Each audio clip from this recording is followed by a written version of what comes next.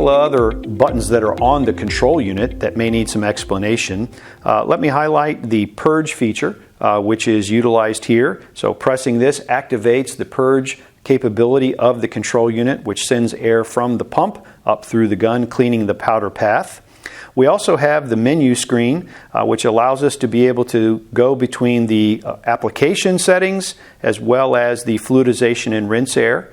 So in this particular case, rinse air is the first selection that you see. Below that is the fluidization air, which is used for either a fluidized hopper or the air assist that is used on a vibratory unit suction tube.